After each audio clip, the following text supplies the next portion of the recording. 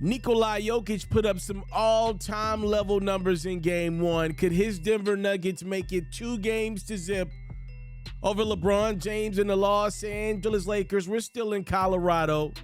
This time around, though, the Lakers got off to a better start. LeBron cuts baseline, AD feeds him for the jam. Speaking of old geezers throwing it down, how about your old Uncle Jeff Green? And then here is a dime from Murray to the big dude who puts it in. But here comes the Lakers. Specifically, here comes Rui Hachimura. A 17-point first half. More importantly, he was 7 of 7 from the field in half number one. He finished with 21 points in the game. He gets it to LeBron right here, who I've never seen this happen to LeBron. He loses the rock as he was about to go up for one of his patented dunks. That's a turnover. Nuggets take advantage. It's Jokic. Deuce counts plus the foul. Jokic had 23 points, also grabbed 17 rebounds. You see it right there. And then also dished out 12 assists for his 7th triple-double this playoff. Aaron Gordon had 10 points. Here's more Hachimura. He's not missing any dunks. He throws it down. Lakers led at the half. And third quarter, it's LeBron. 2 hands for safety. Lakers take an 11-point lead, but they allowed the Nuggets to hang around in the third. And Jokic and company made them pay. Another offensive rebound. He finds Bruce Brown, and what can Brown do for you? He can nail the 3. Nuggets trail by 2. Jamal Murray's going to nail a deuce at the end of the third. He was struggling most of this one, but that was a precursor for an explosion in the fourth. Jamal Murray takes over this basketball game, nailing 4 3-pointers. He was 6 of 7 from the field in the fourth. 23 of his game high, 37 points come in the fourth quarter. Nuggets take a 12-point lead. They're on their way to going up 2-0, right? Not so fast. Here comes LeBron, crossover and finish. And then LeBron, he had 10 assists. There's one to AD who nails the 3. Lakers down 5. Austin's going to nail another one of these Reeve heaves is what I call him. He goes glass. And just like that, the Lakers are down by 2. LeBron's going to come away with a steal late. But similar to game one, he just couldn't buy a clutch bucket for his squad. He blows the layup. Nuggets make free throws, and Nuggets take game 2. 108-103 is your final. What's up, everybody? It's yours truly. I'm the one and only. I'm Mr. FERRO. Yes, I know. My Lakers are not having a good go with the Denver Nuggets right now. But a lot of viewers are having the time of their life watching me suffer through this pain of watching my Lakers lose. Make sure you subscribe if you want to see me suffer through it all. I greatly appreciate the support. Enjoy the rest of the video, I guess. Clock at 5. Murray with Davis on him. He's going to have to put it up. Step back, 3-pointer. It's good! Jamal Murray from way downtown. Congratulations to the Denver Nuggets, now up 2-0 on my Los Angeles Lakers. I'll just tell you what I thought of game 2. Another fantastic game, by the way, for different reasons than game 1. Lakers got up to a double-digit lead, but I don't think anyone ever thought the Lakers were going to just run away from Denver. That hasn't been their MO all year. They play to their level of competition, and the reality is you cannot play any games with the Denver Nuggets. You better put that team away when you got the opportunity. The Lakers had an opportunity right around the second quarter, and they did not put Denver away. They played with their food, and the Nuggets made them pay for it. You know, the reality of this one is LeBron was 1 rebound away from a triple-double, but if you actually watch the game, those numbers are a tad bit misleading. LeBron was nowhere near the impact of a 22 10-9 game. And if you look at Anthony Davis's numbers, he was nowhere near the impact of an 18-14 game. He really struggled from the field, just 4 of 15. And LeBron can't make a 3 to save his life right now. I'll take it a step further. Nikola Jokic obviously dominated game 1. He was just great, sensational, all-time level great. I didn't think Jokic just dominated game 2. He was good. had another triple-double, his 7th of this postseason. But what I need you guys to realize is the Denver Nuggets are only playing 7 guys. The Lakers are pretty much only playing 7.5 guys. Some of these numbers are going to be skewed high because these guys are playing a lot of minutes, especially if you incorporate the style of play that Denver wants to play, which is up and down, up and down. These numbers are going to be skewed high. Jokic had 17 rebounds in this game. He had 21 in game 1. Most of Jokic's rebounds came because the Lakers couldn't buy a shot in many aspects of this game. In game 1, Jokic had 21 rebounds. He just dominated the boards in game 1. This game came down to the Lakers' lethargic defense on Jamal Murray, and through 3 quarters, they got lucky. Jamal was 5 of 17 from the field going into the 4th quarter. In the 4th quarter, he goes 6 of 7 from the field, nails 4 3-pointers, puts in 23 of his game-high 37 points in the 4th quarter, makes some absolute dagger shots to take over this basketball game. Give game 1 to Jokic, give game 2 to Murray, and the Denver Nuggets are up 2 games to zip.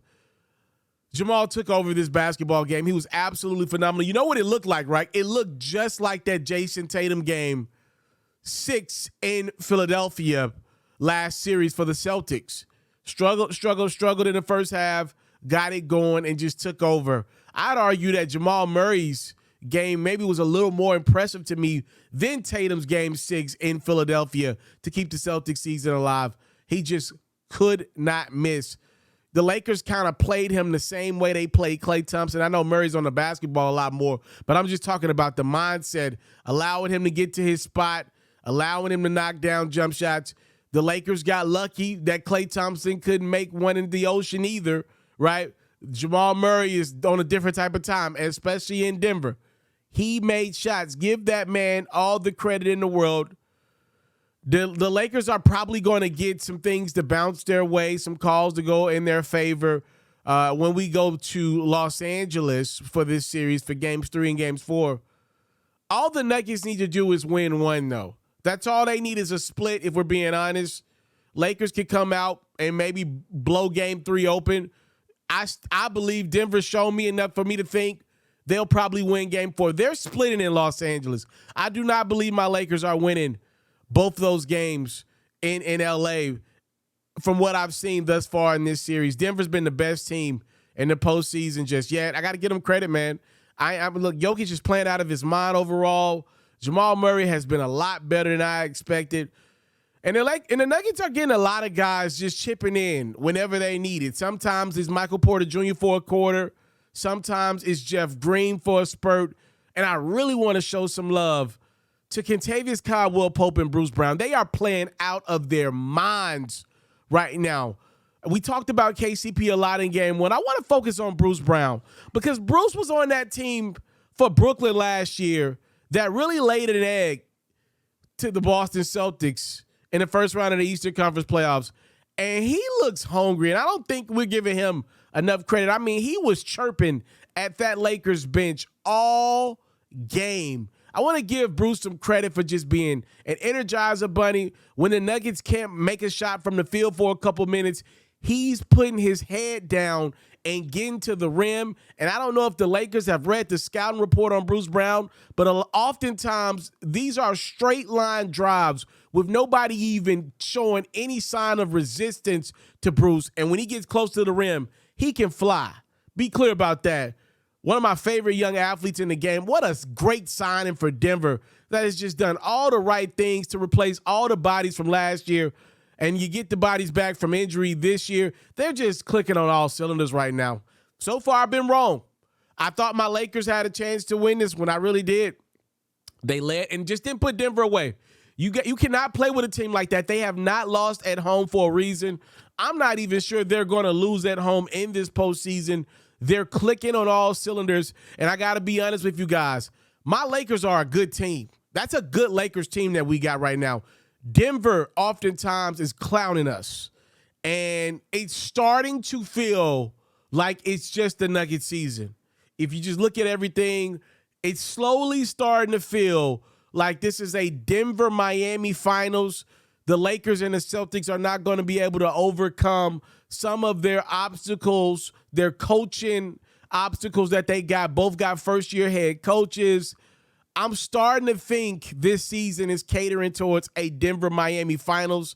Not great for the league from a ratings perspective, but the reality is Jokic and Butler have been playing out of their mind.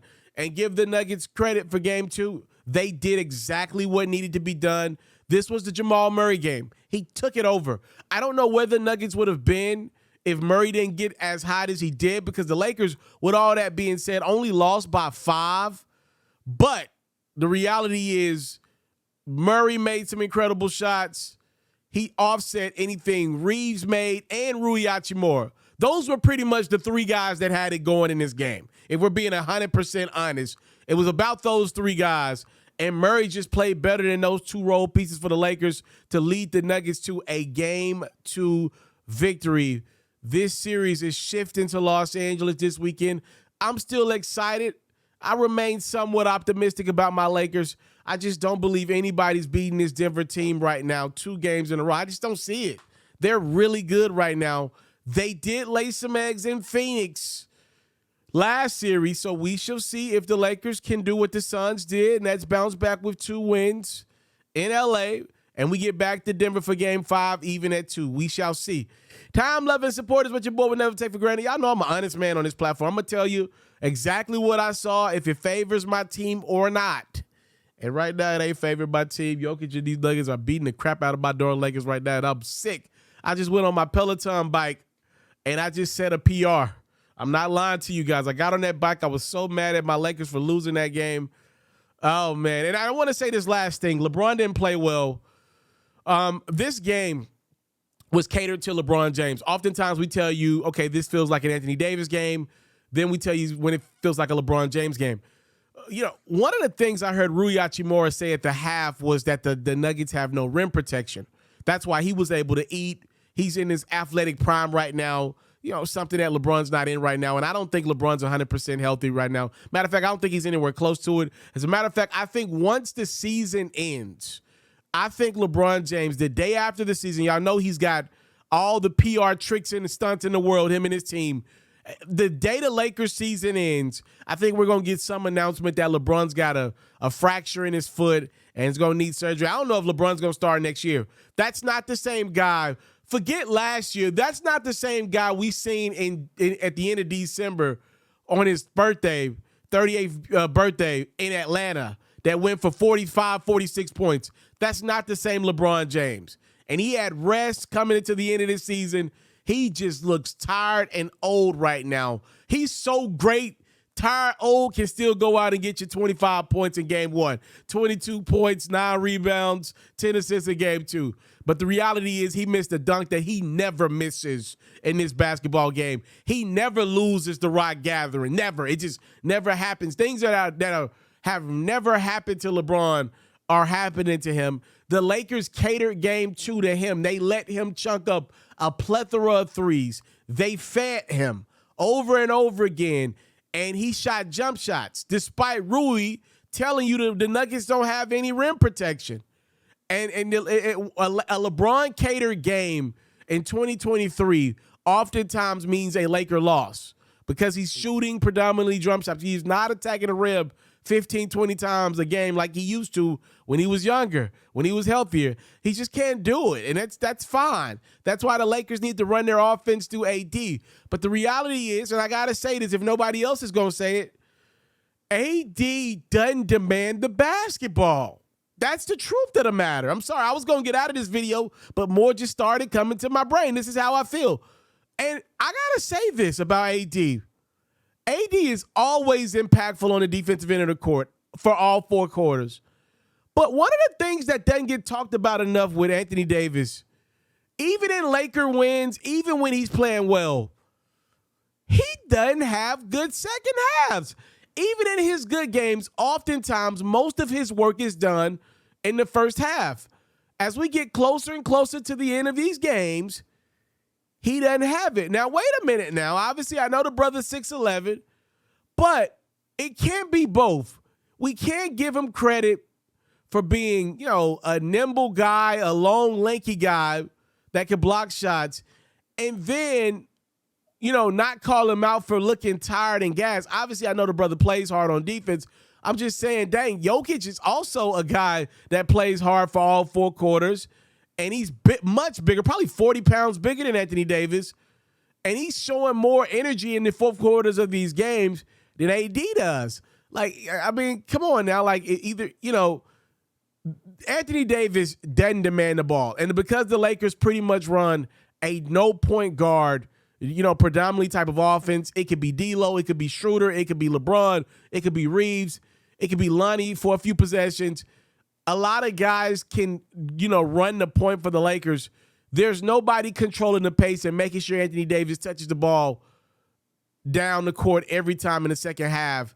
And he's just not calling for the rock, not getting the rock, oftentimes going to the corner. And the Lakers need him to be dominant. If what Rui is saying is true, that the Nuggets have no rim protection, which I don't know if I agree with that statement 100%. I think Jokic is doing a pretty good job inside and interior to me. If what Rui is saying is true, though, the Lakers are going to have to pound the paint. And Rui's doing a good job of it. LeBron and AD are not. That all contributed to the Lakers' loss in Game 2. Time, love, and support is what your boy would never take for granted. I'm out.